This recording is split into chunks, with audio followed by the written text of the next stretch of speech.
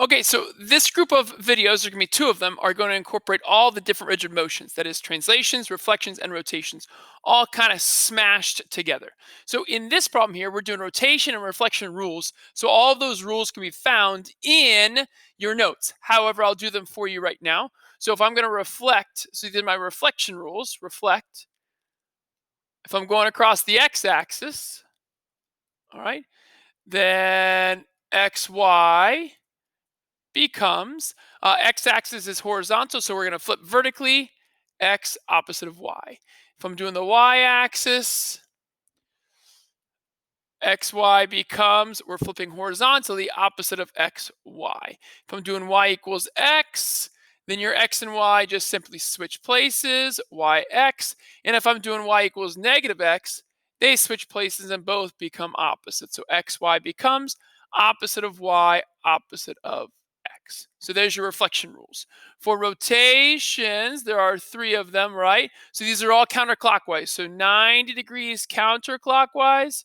So xy becomes the x and y switch, and the first coordinate, the y, becomes opposite of yx. For 180 degrees counterclockwise, the x and y do not switch positions, but they both become opposite of x, opposite of y, opposite of y.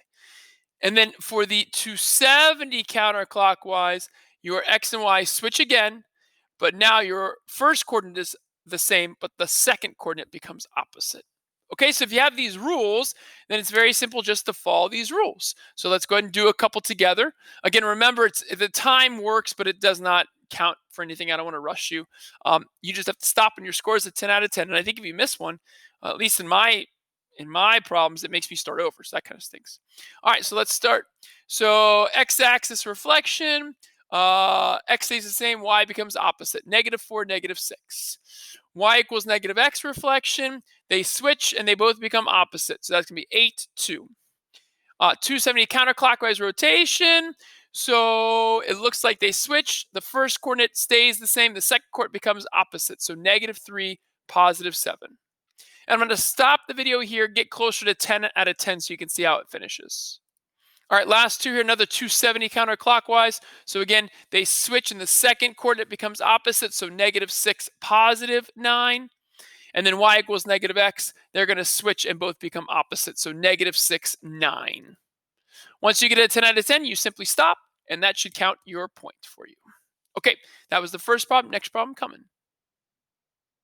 All right, so the next problem here is going to talk about how do we get figure A to figure B? Do we do a rotation or a reflection? So again, down here, there are some choices. So I think these are typically the choices, right? So you have a y equals negative x reflection, y equals x reflection. You have 90 degrees counterclockwise or 180 counterclockwise. So these are not easy problems, okay? So the idea is if you match up your vertices, do we need to turn or flip? They're not easy. So if I call this, A, B, C, and D, and I probably shouldn't because of the naming. So then this A corresponds this vertex A prime, B B prime, C prime, D prime. So the question is, I know it's not y equals x. Y equals x is this line. I'm going to draw it faintly, right? That's not going to reflect and give me what I want. So it's not that line. Oh, I wish it would.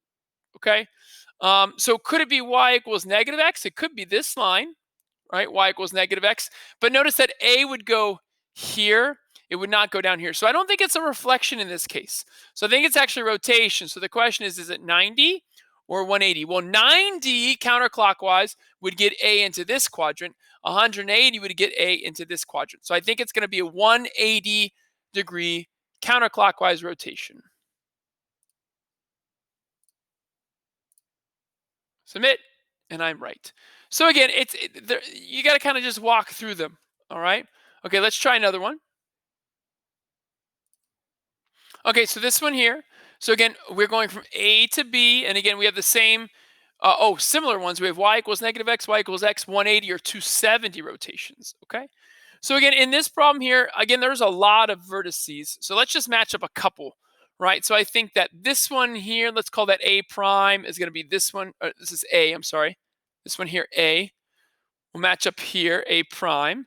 I think this one here is going to be B. That'll be B prime. I don't know. Let's do this one, C. And I think it's right here. That'll be C prime. Okay. So how are we going to get these down here? Well, it's not going to be y equals x again. Could it be y equals negative x? Well, I think it could, because B would go to B prime, A would go to A prime. I'm thinking it's y equals negative x. It's a reflection this time, not a rotation.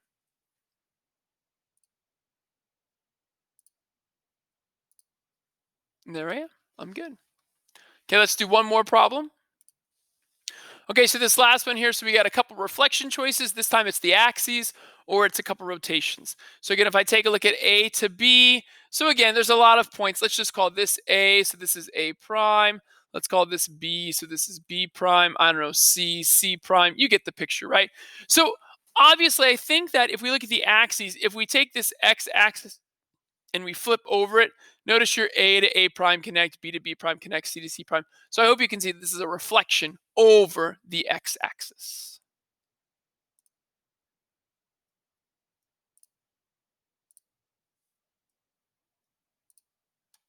All right, there we go. Okay, last type of problem here is very similar. It says figure L is a result of a transformation on figure K. Which transformation would accomplish this? So again, we're going from K to L. So if we look here, now we have a translation choice or rotation choice. So again, if I try to match up some corresponding vertices, so if this is my first figure K, it looks like this might be A prime. You know, if this is B, then this could be B prime right here. So again, if you look, it just looks like they're sliding. So how are they sliding? Well, this vector is composed of 3 to the left and 1 down. 3 units left and 1 down. So I think this is a translation, 3 units left and 1 down. Again, K to L. Yeah, so that's a translation example. All right, let's do a couple more of these. All right, so if you take a look at this one, it says figure X is a result of a transformation on figure Y. Which transformation would accomplish this? So we're going from W to X. So again, if I label maybe this as A, I think this is A prime. Notice B and B prime are the same, so let's call this B, and let's call this B prime. So again, I think you could see that if you take the Y-axis, right, especially since this point is the exact same point, but then B and B prime line up, A and A prime line up. This is just a reflection across the y-axis. And I didn't go over the choices, but you have 2 rotation and 2 reflection choices. I think the y-axis is the correct choice. All right, last problem coming on this video. Okay, so let's take a look here. It says figure C is the result of a transformation on figure B. Which transformation would accomplish this? So again, if I take a look here, all right, so I'm going from B to C. So I know that this is A and that's A prime. I know that this is B and that's, B and B prime, right? And then this is C and that's C prime. So it does look like all of my letters are getting turned this way. So that would be a clockwise rotation. So I do have 2. I have a counterclockwise and a clockwise rotation. So I'm thinking that this is going to be a clockwise rotation. And the only choice down there is 90 degrees. Notice that it does just go one quadrant, right? It goes from quadrant 2 to quadrant 1. So that would actually be, it would actually be a 270, 1, 2, 3, a 270 counterclockwise. But remember, we said that 270 counterclockwise is the same as 90 clockwise. And that's what I think this is, a 90-degree clockwise rotation. All right, there we go. Okay, so the next video is kind of cool because it's going to be the same thing, but now we're going to do what's called a composition, which means there are going to be 2 transformations involved. Really, really fun stuff.